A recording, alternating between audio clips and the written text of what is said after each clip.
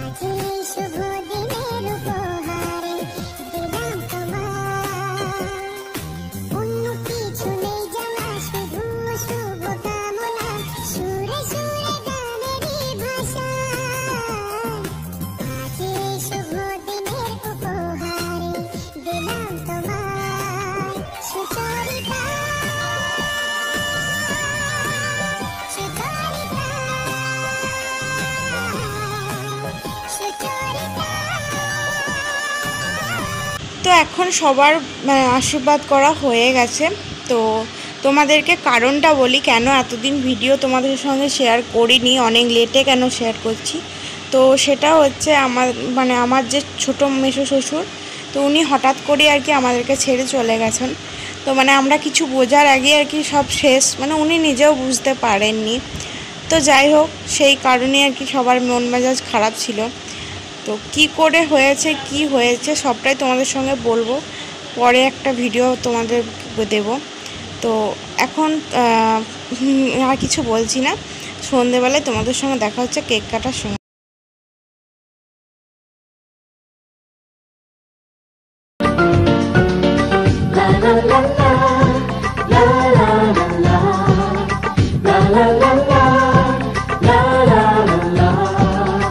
কিছু হাসি, কিছু আশা, কিছু মধুর ভালোবাসা, কিছু হাসি, কিছু আশা, কিছু মধুর ভালোবাসা ছুঁয়ে যায় আজ মন ভরে যায় জীবন ছুঁয়ে যায় আজ মন ভরে যায় জীবন কিছু হাসি কিছু আশা কিছু মধুর ভালোবাসা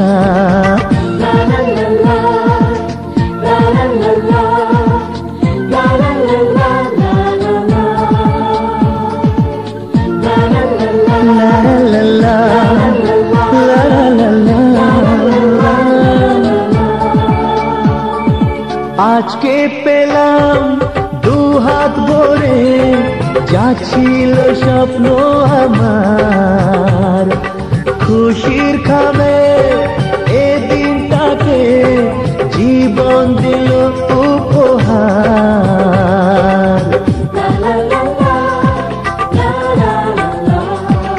আজকে পেলাম দুহাত ভরে যা ছিল স্বপ্ন আমার খুশির খামে এ দিনটাকে জীবন দিল উপহার কিছু কিছু সুখের লগন চোখে ঝরায় খুশির শ্রাবণ ছুঁয়ে যায় আজ মন ভরে যায় জীবন ছুঁয়ে যায় আজ মন ভরে যায় জীবন কিছু হাসি কিছু আশা কিছু মধুর ভালোবাসা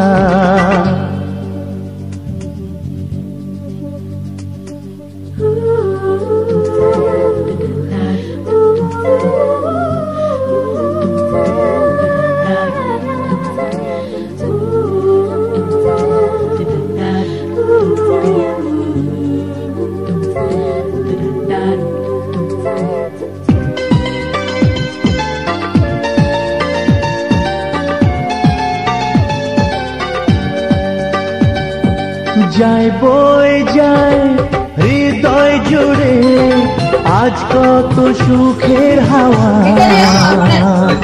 মনে জলে